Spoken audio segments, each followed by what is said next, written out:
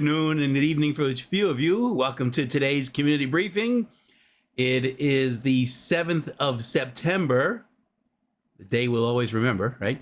The 7th of September in the year 2023, and welcome to today's community briefing. My name is Gregory Sneed, and we are glad you're here to join us today. Our guest is Mr. Quentin Strode, and he will be coming to the virtual stage in just a few moments.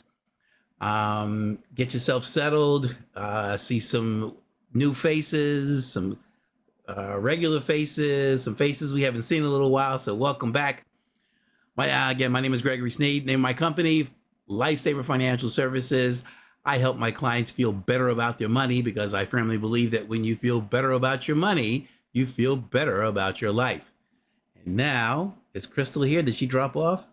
I was about to bring Crystal to the virtual stage, but it looks like she is remote. She is in Inglewood at a virtual space, an Unveiling event, and she may be coming back. But Robin, why don't you jump in there, and then when we bring Crystal back, we'll introduce her. Crystal, you there?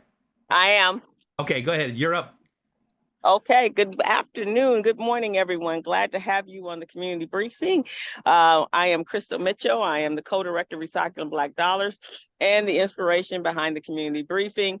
This is a platform for all of us, for our community, to know what's going on, to meet our stakeholders, to help us stay connected, and so that we can be prosperous in our businesses. So we have this platform is powered by Recycle. Sorry about the air noise. I'm outside, guys. This is powered by Recycling Black Dollars, as well as the Black Business Association, the BBA, and we're monetarily powered by Wells Fargo Bank, LDC, PCR, and Southern California Edison, and SoCal Gas. We want to thank you guys for joining us. This is your platform, so please network and contact each other, and let's make sure we're supporting each other's businesses. We have a fantastic team here, myself and Mr. Gregory Sneed, Mr. Stephen Turner, who's our producer. He does a fantastic job, and Ms. Robin Billups. So welcome to today's community briefing, and I'm gonna turn it back over to Robert or Robin or Greg. Yeah, and Crystal, see if you can get us onto Facebook, and I will try to do it to my page and tag you as well. How about that? Robin, you're up. Good day, everybody. Glad to be here. I'm Robin Billups with the Billups Group. I assess, coach, and push folks to a strategic plan who are looking to do business with corporations and or capacity and scalability for entrepreneurs. I'm happy to be here. My soapbox every week is always going to be about voting. It is critically important that we show up to the polls and we bring 25 people with us. I was saying 10, now I'm at 25 because they're not really expecting us to show up at the polls. It's really, really critical that we show up at the polls on the local, the regional, and the national level. I'm excited about our presenter today, who happens to be my god brother, my cohort in crime, my financial guru, and just an all-around good guy. Thanks again for showing up today. We asked if you have questions to put your questions in the chat box and also provide your information in the chat box so that you can connect with everyone. Thanks again. Greg. And Stephen, you join us momentarily while I try to get Crystal tagged on the Facebook here. Again, my name is Stephen Turner. I feel privileged to be part of this group and excited to have Quentin Strode on the line today. I met Quentin several years ago, I believe in San Diego at a California Black Chamber event through the introduction by Sharon Evans, who's going to be our guest on the 21st of September. Quentin is going to talk about the legacy that he's continuing to develop.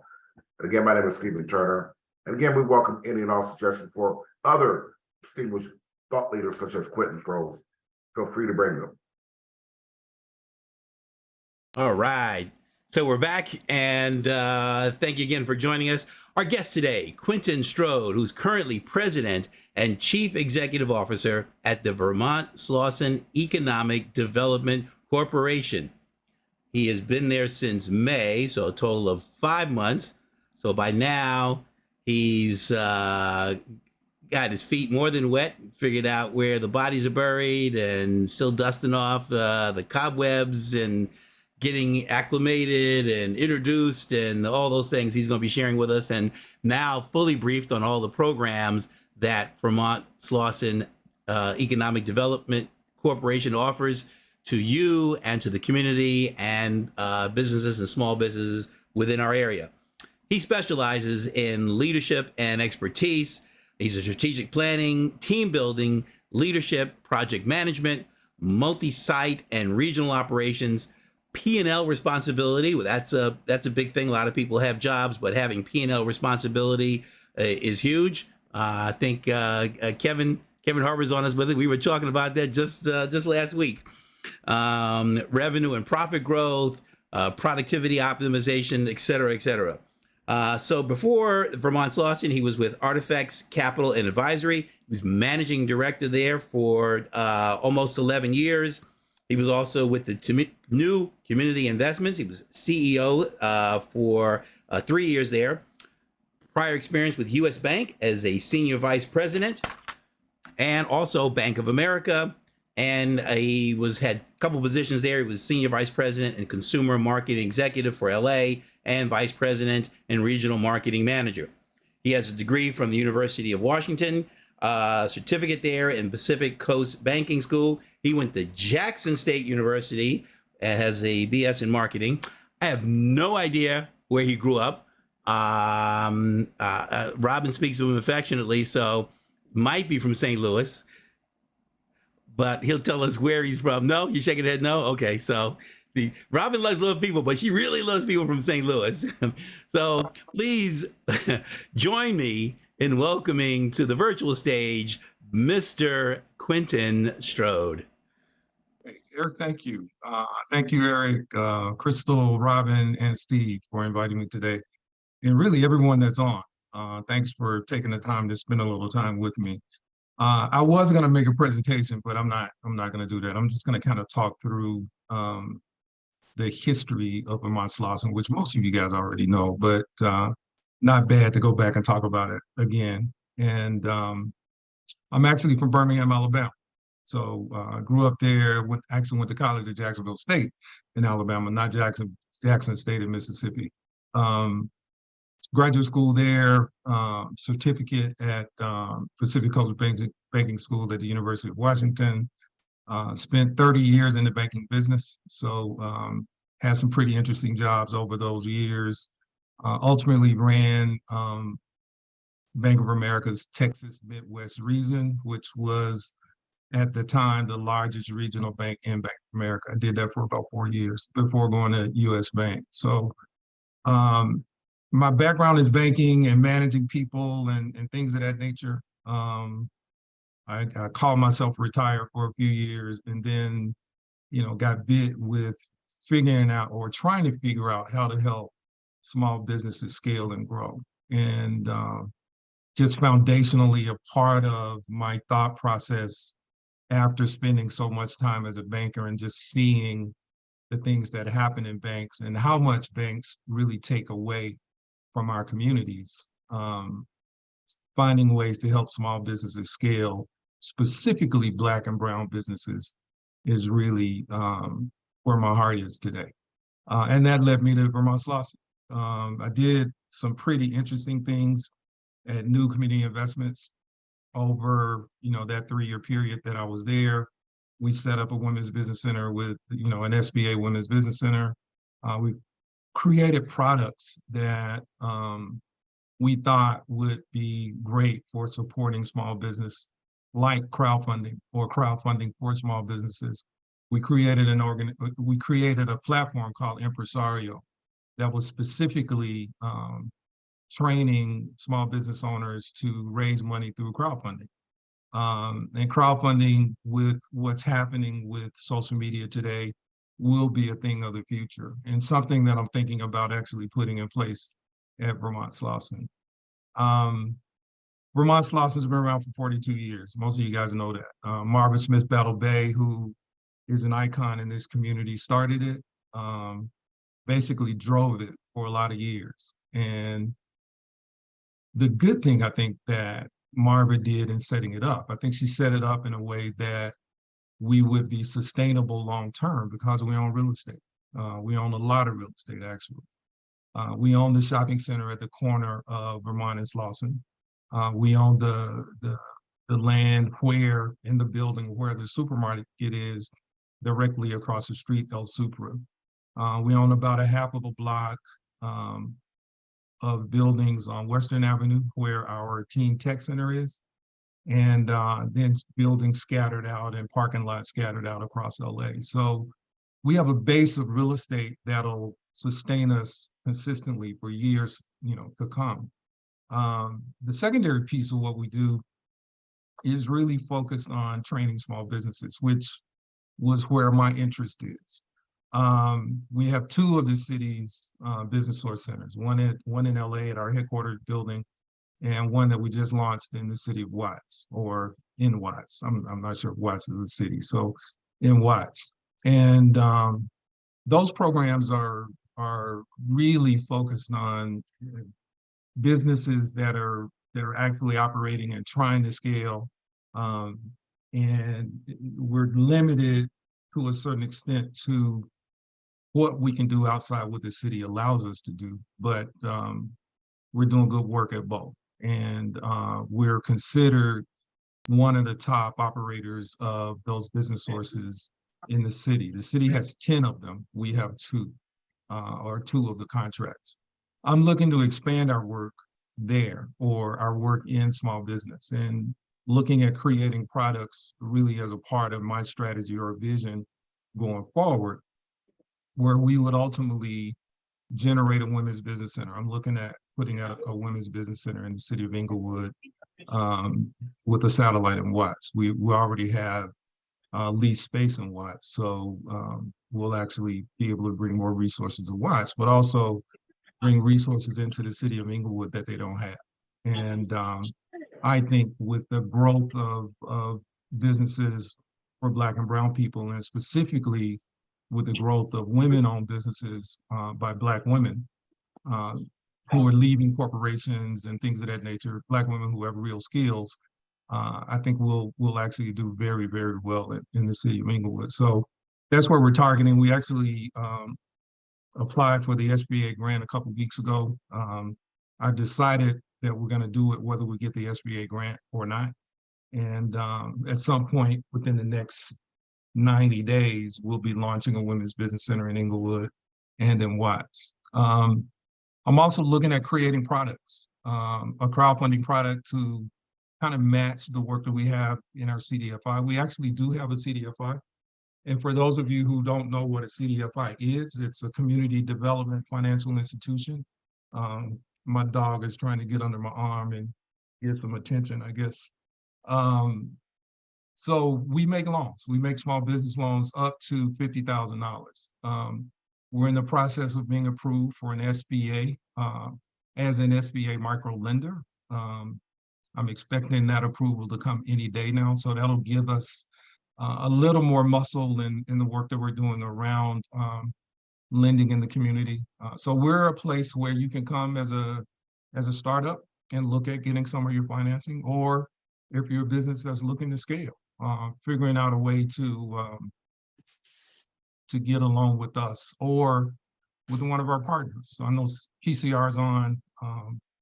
We partner with PCR so far a lot. I'm not sure if anybody from Lendistry is on, but partner with them as well, and Impact. All of those are organizations that we partner with on the small business side. Because we have the CDFI, and because a number of banks are having issues making mortgage loans in the community, I'm looking at actually creating a fund to create a mortgage company to fall under our CDFI. Looking at possibly partnering with City National. I see City National Banks on. But as banks say they can't find loans in the community, which puzzles me because, within a stone's throw of where all of you guys are sitting right now, homes are going for $1 million plus. So that's actually really middle class, in areas that we've considered underserved forever. I think there's some opportunity for us to make some noise. So we're doing the research now. I'm really putting out feelers to figure out, where we can raise a fund and if we can go out and generate $50 to $100 million to get something started.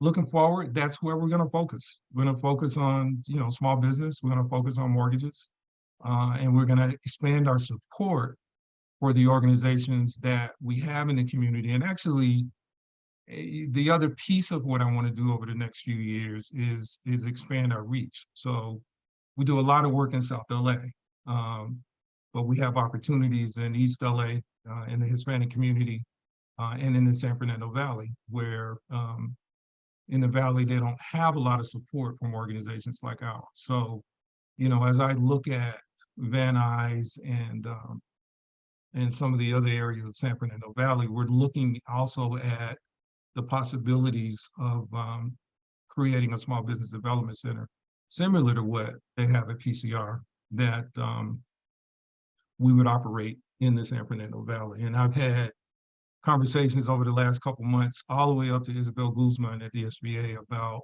supporting the work and supporting the vision of really expanding what Vermont Slauson does.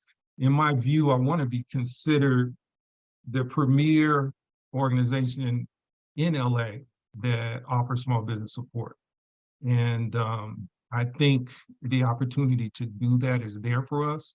We just got to make sure that we're managing it in the way that we should be managing it, and delivering the results that I think the community is looking for. So I'm going to stop there. I don't want to bore you guys too much, but I'm going to stop there and take questions, and just see if I can get the answer on all your questions over the next few minutes.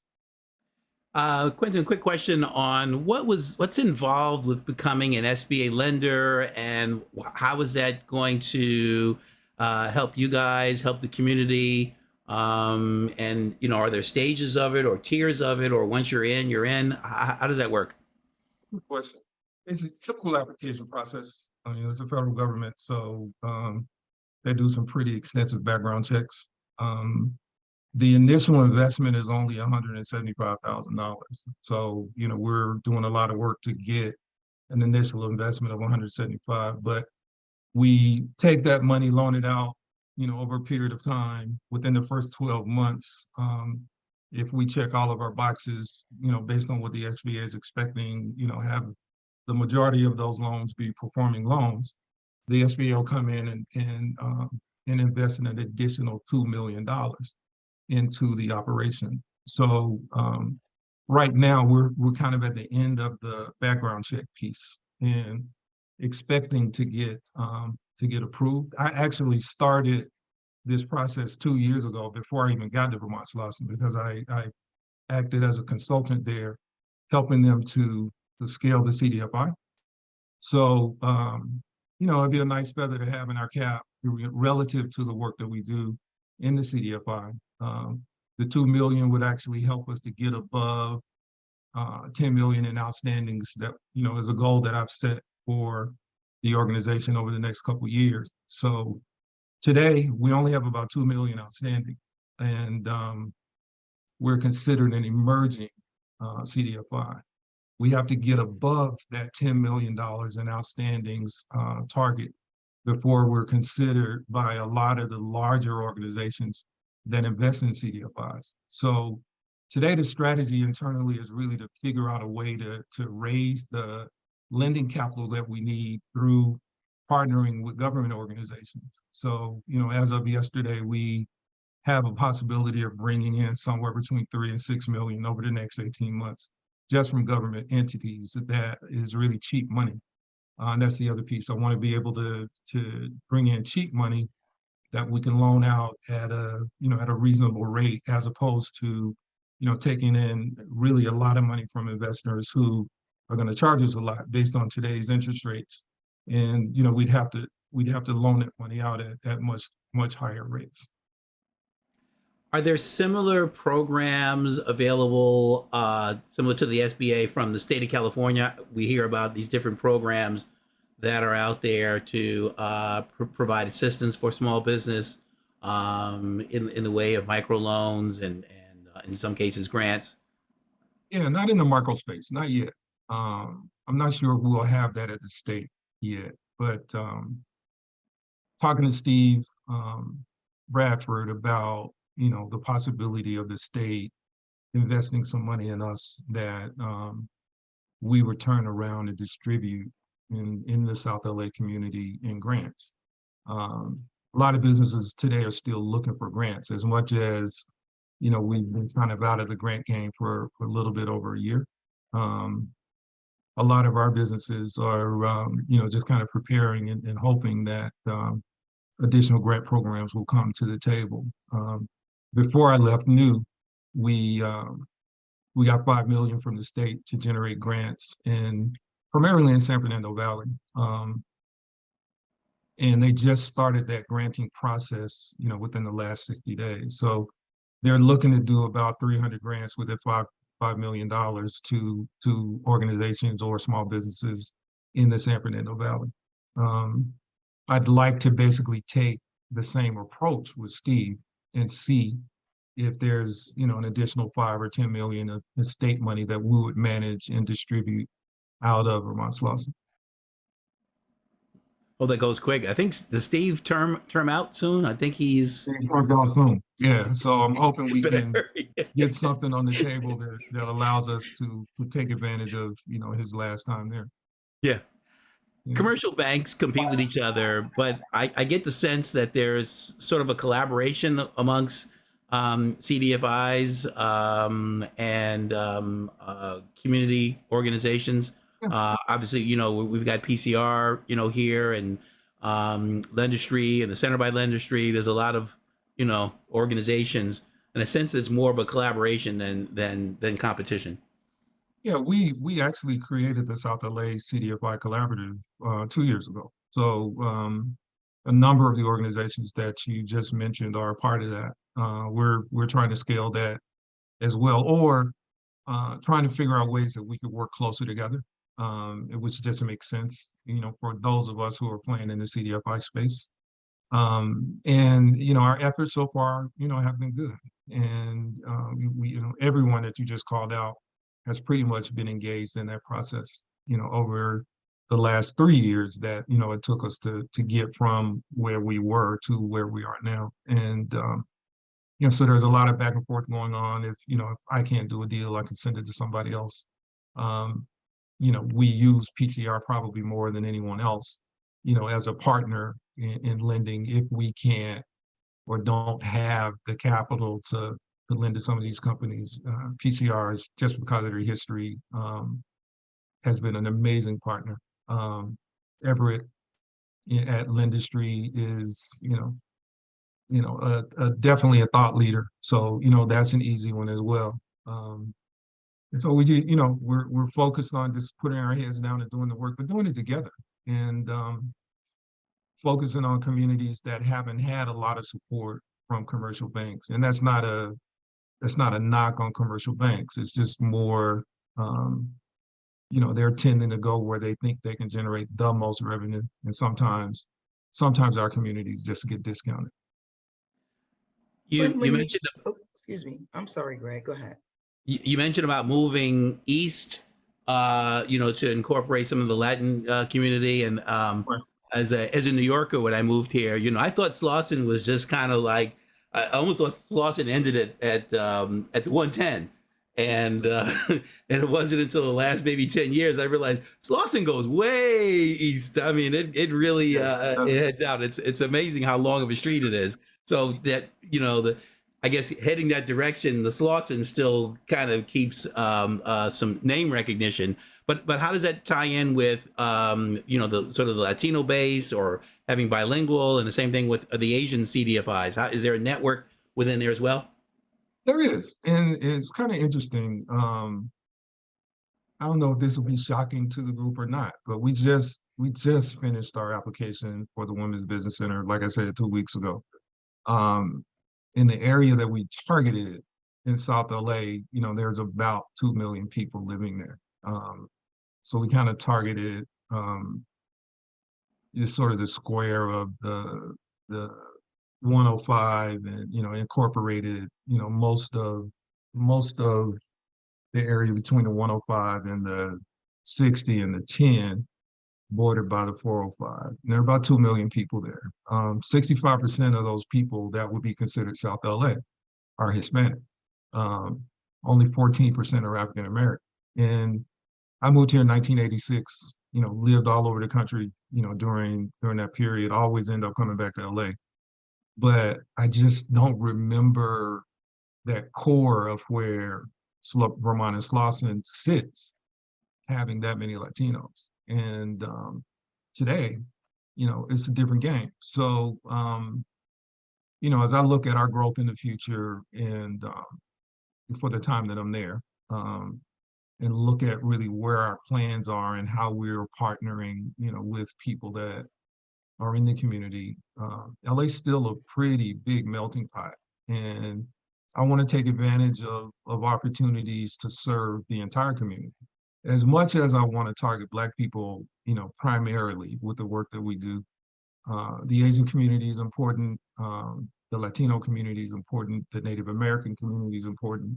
And I'd even like to go out and build some real partnership in the gay lesbian community. So nobody gets left out, everybody gets the attention that they need and deserve. And I see, again, us becoming the premier organization that's offering these types of services that's in LA, over the next 8 to 10 years. I'm planning on working another 8 years. So hopefully all of it will be there. And, we're looking at doing as many good things as we can during that time frame. You answered one of my next questions was going to be, you said that you had retired and they pulled you back in. So what's the end game? But you just said you got an 8-year time period to make it happen. And then, so, okay, well, we'll do the best we can. This thing has re-energized me in a big way. I'm really, really excited about the possibilities of what we can do, and partnering with organizations like this. And the Black Chamber or the Hispanic Chamber or, the Asian chambers, all of the chambers and all of the work that's been done over the last few years. I see us, maybe playing a role at some point down the road as a convener. We have a number of larger organizations that do works where they convene, big meetings and they, talk about things that are really, really important. But, on the back end, there never seems to be a plan for, this kind of getting on the ground and doing the work that's needed to improve people's lives. And I see us playing that role in the future. One of the things that we did at New that I will introduce at Vermont Slauson is create a data platform where we're measuring data for every program that we have, and we're tracking that data to see if we're being effective at the work that we're trying to do or the work that we say we're doing. It'll take about 18 months for us to, I think, start to look at that data and cut it and figure out what it's telling us. But there are not a lot of policy types of organizations that are focused on our community, and we can play a role. I'm not going to say we're gonna go out and become, a policy generating organization, but I think, if we have the data and we understand what it's telling us, that's important. It'll be important for us. It'll be important for funders. It'll be important for people who future want to partner with us in the community and the work that we do. So I see Vermont Slauson also taking a lead in that role as well. Cool. Well, that concludes my, I'll call them softball questions. And now I'm going to bring to the stage our co-host who has a extensive background in banking, Robin Phillips. And I'm sure she's got some harder hitting queries for you in terms of programs. So Robin, take it away. Thanks, Greg. One, I'd ask everybody on the call to, if you have questions, put them in the chat box because we want to get your questions answered. Whenever we have these subject matter experts here, this is your time to ask the questions that you sometimes won't raise your hand in other environments. But Quentin, you talked about the fact that you guys have a certain amount of outstandings And what does that portfolio look like? Give us just a snapshot of what the Right now, outstandings look right like. now it's probably about 50 loans right now. And So, what financing what though? Just give us a so, I'd say our average loan size is about 30,000. Financing anything from restaurants to folks who are in the service business or the service sector. But the majority of our loans are probably loans to mom and pop restaurant types of things. We can expand that. The bigger transactions, typically are going to partners. But we're kind of in that $25,000 to $50,000 space. We make smaller loans too, but our average is in that 25 to 50,000 space, and we have about 50 outstanding right now, and most of them are performing. So we don't have any problem loans right now, which is good. And when you have a portfolio that small, one or two problem loans can kind of throw you into a little bit of trouble. But we're in good shape there, and it's growing. So it's not at the point that we're making enough money to sustain it long term. We're running it right now as a loss leader. So all of the salaries that are there, we're not generating enough to cover salaries yet, but I see that happening in the next 12 to 18 months. And, then we'll actually really be running and having some fun. So when you say, your average deal is between 25 and 50,000, what are those, give us a snapshot of what your typical good client would look like? Somebody that's out there that's thinking about coming to Vermont Slauson, talk to us about what they need to come to the table with and what services and resources you would provide to get them ready for that borrowing. So, typical client has been in business, 18 months to or above. We're looking at the same kinds of financial reports that, banks are looking at. So, the client that's successful is a client that comes in buttoned up with their stuff organized and really ready to roll. We do offer the support services to kind of coach and help a person, go through a learning process of getting there. So we use the partnership that we have in Business Source with the city, and its classes and seminars and webinars and things of that nature to help those guys get from where they are to where they need to be able to get a loan. I'm going to formalize that a little more in the future. We have a document called the Startup Roadmap, for folks who are just starting up or folks who are looking to scale but need some support. We also, some of you guys were a part of the Plum Initiative that we worked on with the SBA a few years ago. I worked on technical assistance and actually wrote 2 curriculums for the technical assistance piece that we never used. And we're in the process of finishing that up and building it out in partnership with USC. And we'll start to use that curriculum as a part of our training. So figuring out your financials, having a couple years tax returns, giving us whatever your in-house financials are, for whatever the last month or quarter is, very similar to a bank. We'll want to see a debt schedule. We'll want to see a personal financial statement so we can assess, what you own and what we can figure out to carry as collateral.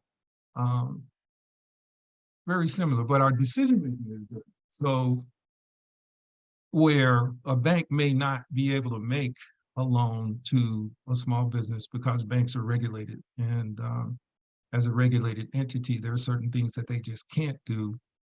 We're not regulated, and we can go out and do some things, and that's why banks invest in us, so we can go out and do some things that banks don't do. I have Vermont Slauson set up at a minimum credit score of 640 for a deal.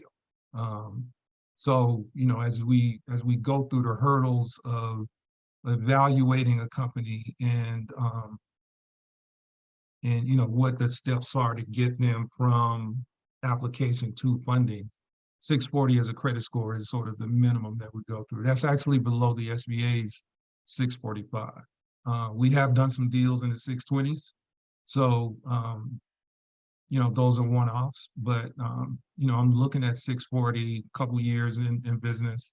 We have done some startups, couple startups that we have done. And there's one luxury,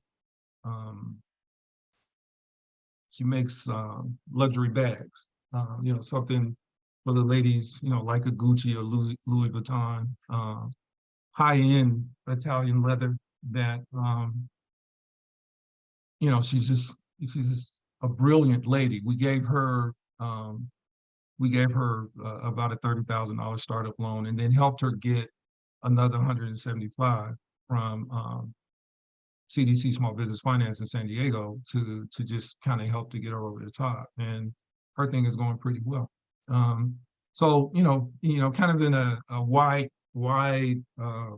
net of people that we consider.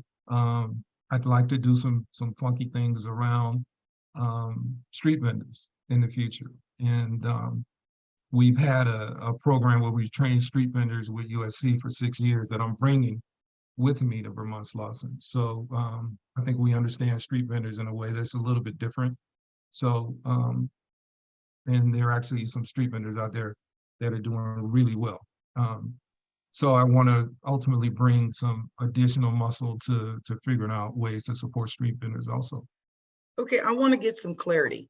So if a person is a startup and it sounds like this one young lady that you were speaking of, she had experience in that sector and now she's going out on her own. So that's not really, she has legacy experience versus somebody who's come up with an idea that, they woke up, they got an idea and they're a startup. So let me ask you a question from a tiered standpoint. Do you have a bucket of folks that are what I call the tier threes, because they're, they don't necessarily have their financials together. They kind of don't, they have an idea, but they don't really know all the pieces and the parts that they need to pull together. Then you got the tier two folks who literally have all of that stuff, but they need strategic planning training. And then you have the folks who are the tier ones that are, they just need to borrow some money in order to, for their trajectory to move towards the capacity and scalability. Do you have that kind of tiered thing set up? Because again, when we look at the audience that we that dial into our show, they run the gamut. They run the gamut. And I think our focus is on the entire gamut. Got it. So if we can do the deal internally, we will. Got it. If we can't do the deal internally, then that's where PCR, Lindustry, Impact, CDC San Diego all come in as partners. Even the Opportunity Fund on a smaller deal. So when in that scenario, we're talking about a capital deficiency versus, right. Because right. I know you know how to do the loan. Right. The question is the capital available at the level that they're needing, right? Exactly. And right now, we don't have a lot of lending capital, although I'm expecting that to change over the next couple months. We don't have a lot of lending capital. So if I take in an application today on, somebody that fits one of the tiers that you just talked about, but if we have the money in-house that we can make the loan, we'll do it. But if we don't, then that's an automatic referral to one of the people that are a part of the consortium, and that's a piece that I think makes us and now everybody else in the consortium just a little bit different. The beauty, I think, though, of what we do is the training piece and how we can, for those folks who aren't ready just yet, how we can support getting them ready over a period of time. And I want to figure out ways to enhance that, but that's kind of where we work and where we are. And if you kind of look at support organizations over time, a lot of our community, a lot of people in our community, have felt like they've been burned or felt like they've, been made promises to, and people haven't lived up to the promises that have been made. I'm looking to really kind of change the trajectory on that and just making sure that we are always delivering on the work that we do. And for instance, we have a program called Business in the Pews. You know, they launched it before I got there. And conceptually is great. When we launched it, and this is a negative, you know, to a certain extent for us, that'll change quickly. When we launched it, the people who were running it for us internally were a part of the business source contract. So all they can work on is people that are under that contract. And we ended up turning some people away because they didn't live in a certain area, they lived outside of LA County or whatever. I don't want to turn anyone away. So we'll come up with ways to pay people or pay consultants to support the work. So we, you know, are kind of a beacon for anybody that needs help, no matter really where they are. And I think we, you know, with the way that we're set up and the way that we'll be set up in the future, we'll be able to do that very easily. Okay, Crystal has a question she wants to, or a statement that she wants to make. Go right ahead. Okay, sorry. Just as I was ready to talk, the plane came on. Quentin, awesome. And I love that, you know, I teach for the New Women's Center for New, I teach for the Urban League. I'm also a technical assistant for Vermont Slauson. And I know that all of our clients in our community all come through all of those different organizations, but still there's pieces missing. I like the fact that you talk about being a conduit, because I think we need to, and I know we're all vying for the same population, we have to realize that each of our organizations bring something different to the table that we still should be able to work together, right? And you guys offer money. So most of the other organizations, with the exception of PCR, they don't. So we have to figure out, how do we create a liaison that we're not feeling like we're competing, that our ultimate goal is to help our community, because where we are, most of our businesses stay at mom and pop. Their annual, and I do the accounting piece, so their annual revenues really don't get above $60,000. That's not enough to scale them to the next level, right? So we have to come up with a better solution to get them so that they can get to the 100 grand or $250,000, and it not just be a one-off. I agree with you. I mean, I agree with everything you said. And actually, you know, the piece about, you know, businesses that are at 60,000, the fact that, you know, the bulk of the schools in South LA are Title I schools where, you know, all of the kids are on free lunch. I got into this because I wanted to figure out a way to change that. And I think the way of changing that is we create more entrepreneurs in our community. And that's, in my view, the only way that we move it forward. So you're right. We have an opportunity, I think, and I think under my leadership at Vermont Slauson, you know, we'll do some things in the future that are consistent with what we've done there in the past. Marva did a great job in starting it and was a visionary. Joe did a great job, I think, in holding it together and getting it to where we are now. I want to take the next 8 years and see if we can take it a step further. So those businesses that are at 60,000, how do we get them to 150 or 250,000? And how do we create an atmosphere within the work that we do, including the tracking that I taught about with the data, that helps them, you know, over all the hurdles that they're going to get to, and there will be hurdles, you know, for everybody that's in business for themselves. There's always something that goes wrong. You know, how do we prepare them, you know, for the times that, you know, something goes wrong, and how, you know, how resilient can we be in helping them to get to where they need to be? You know, as Black folks, you know, our community is pretty resilient. So, you know, we have it within us to shift gears and make it happen. But I want us to be that organization that, you know, people are comfortable with coming to and just getting the guidance they need to move it to those next levels that we've been talking about. When, you know, I have a couple of questions in the chat box that I'm going to get to, but you and I have worked together on a bunch of different accelerators and what have you. And I struggle with the fact that the resources and the training is there, people work in their business and not on their business, and so if you have some secret about how you get people to sign up, show up, and attain the insight and the information and the resources that you're providing, please share that, because again, the resources are out there.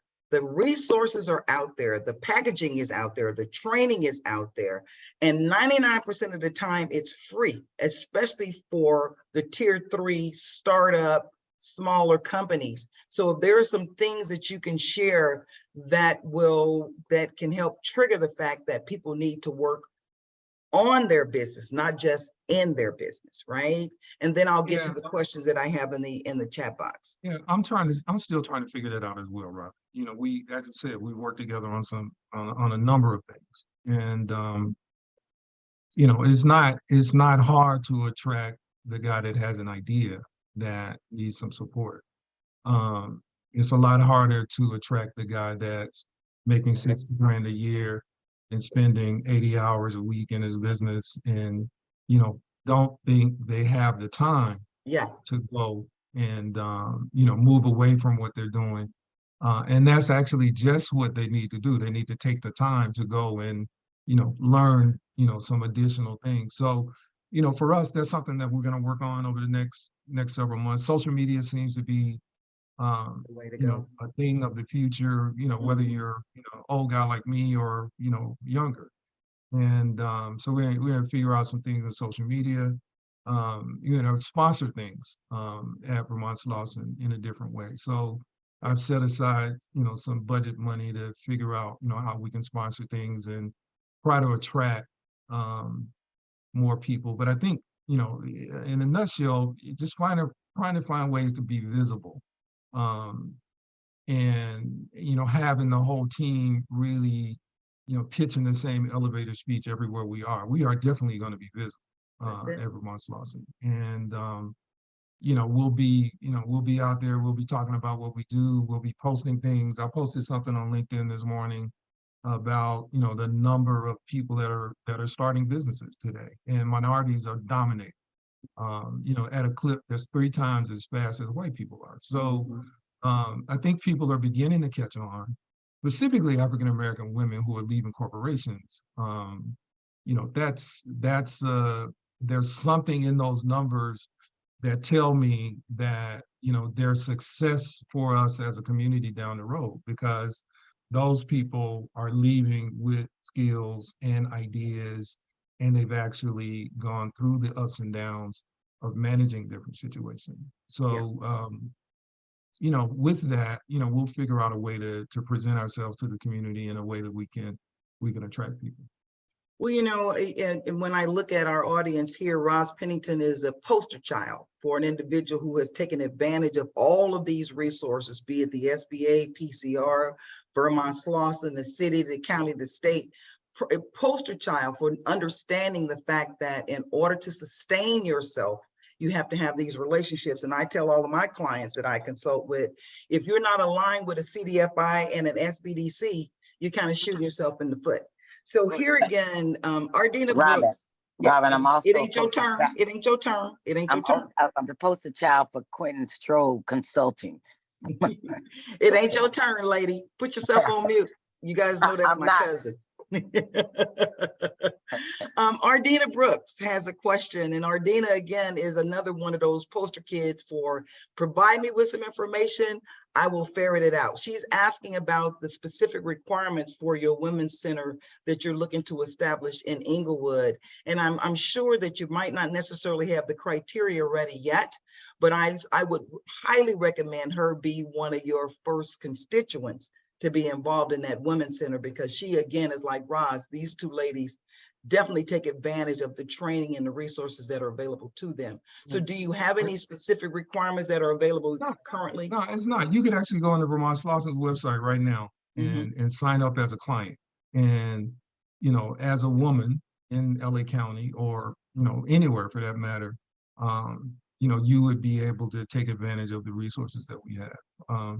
With the Women's Business Center, or the SBA Women's Business Center, is sort of at the bottom tier of the work they do. So, at the top tier is the Small Business Development Center, In the middle is the SCORE program where, Service Corps of retired executives, but, most of those guys have been around or were executives, 30, 40 years ago, and they still think like executives did 30, 40 years ago. Yeah. So not that, they're bringing anything bad to the table, but, in today's game, and especially with young people today, sitting down and talking to a person like me as a mentor probably makes a lot of sense. But sitting down and talking to a person like me and trying to figure out, how to capture your market and things of that nature in today's environment probably isn't the route that you want to take. I could add some value, but not the kind of value that you would need. So, if you have an idea, and women's business centers are that place for startups to really go and get the support they need. So all you really need to do is have an idea. And we can actually help you structure it. We can help you with your business plan. We can actually help you with your marketing plan. We can actually help you up to and including figuring out how to get your project financed. Whether we do it or whether we farm it out to a partner. And that's kind of the sequence of how things would happen within the Women's Business Center. And, I'm looking forward to, I'm hoping we get the contract, but as I said, whether we get the contract or not, I'm gonna just put a stake in the ground and go ahead and do it. Okay. And see where we end up. We're getting close to our time, so I got a couple of more questions. This is from Richard. With regards to entering the mortgage banking space, have you or are you planning to engage a marketing secondary relationship with the One West Bank and other minority banks that don't have mortgage lending programs? Great question. I would. I know the folks at One West. As a former banker, and I know most bankers around here. So right now, I just want to figure out a way to design a program that's different. I see Constance is on the line. So, Constance and her organization has really been the only game in town for mortgages for folks in our community. And they've actually done an amazing job. So I'm still trying to figure out what direction we'll go. We probably are going to start out with something like mortgage counseling, and while I raise the money for a fund to fund some loans. I know enough mortgage bankers in the space, who can either come on staff or be a part of the board, or figure out a way to support a mortgage program. And that's kind of where we are right now. Still doing a bunch of research, and still trying to figure out how we would roll it out. But I would say by this time next year, we would be doing mortgages at Vermont Slauson. And that way, I think we can balance out the risk of making small business loans because mortgages aren't as risky. And, so, for me, I want to figure out a way to sustain the organization for the next 40 years. And developing additional revenue streams is a big part of that. So mortgages would be the sort of a natural place for us to take as a next step. Quentin, one of the things that you said that's been intriguing, and based on the comments that are in the chat box, this whole convening and the collaboration. Ted Booker has, I like to see more collaborative engagement with the nonprofit sector. We have resources to add to the for-profit business community and their employees. So I think that as you put together the plan, the strategy for the next month for Vermont Slauson, Ted makes a very valid point that there are some other nonprofits out there that can create some alliance with what you guys are doing, and they have the constituency who needs the services that you're providing. I'm open to that. I'm totally open to that. So, for those of you who are on the line who know me, already know that, I'm reaching out and trying to figure out ways to work with other folks. For funders, as an example, specifically the banks, they like to find organizations that are collaborating. Some of the bigger foundations are in the same space. So it just makes sense for us to work together and just kind of figure out the nuts and bolts of whatever those partnerships look like as a part of what we're doing. But, I partnered with the Urban League in the past. I'm going to continue to partner with the Urban League. I think I have some natural partnerships with the CDFI, so that's going to continue. But if there are other community organizations out, and for instance, we're partnering with the Brotherhood Crusade and some of the stuff that we're doing with kids. I didn't talk about Teen Tech Center, but we're going to partner with the Brotherhood on training kids in a facility that we own on Western, and that can help them to scale the work that they do with kids. It actually helps us to more utilize that facility that I don't think is being utilized enough today. So looking for opportunities to work with folks, and people reach out literally all day, every day. And I'm taking meetings with as many people as I can. So I'm looking forward to, if anybody, on the line are interested in partnering up on a project or things of that nature, we're definitely interested. And, again, we want to thank you for your insightfulness.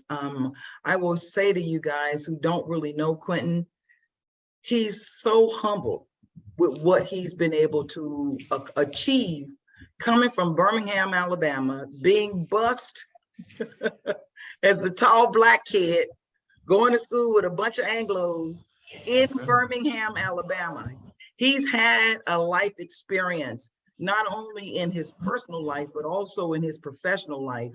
I know for a fact Quentin is a collaborator. Quentin is an inclusive kind of individual, and I'm honored to be a part of his family. But more importantly, I saw this young man take U.S. Bank from 20 million to 250 million when they decided that they were not going to have him in the LA market and moved him to Oregon. So again, I've seen him work with every kind of, Crystal, you got to go on mute.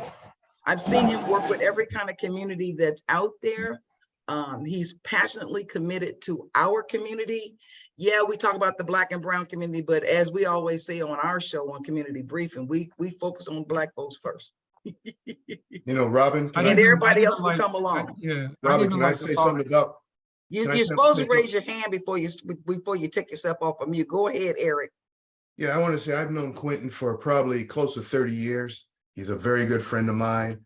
I can speak to his character, his ability to get things done, and for him trying to serve a community that's been marginalized, overlooked, and underserved. My hat's off to him. He's a great participant. Thank you. Okay, we're coming up to the hour. Kevin, thank you again, Eric. Kevin, you had something you wanted to say quickly? Yeah, I just wanted to thank Quentin for being on Community Briefing. Quentin is a recent addition to BizFed Institute's board. We intend on throwing all our resources and intellectual capital to make him successful in his assignment. Thank you, Eric. Appreciate it, man. Perfect. Kevin, I'm sorry. Thank you, Kevin. Thanks, Kevin. Greg, I'm throwing it back to you. Crystal and Stephen. Stephen, who we have next week, and then it's Crystal to wrap up. Next week, we have Lori Gay from the Neighborhood Housing Services of LA County. Quentin mentioned her in his remarks. She'll talk about some of the innovative programs they have, making home ownership a reality, as well as keeping your home. Again, that's next week.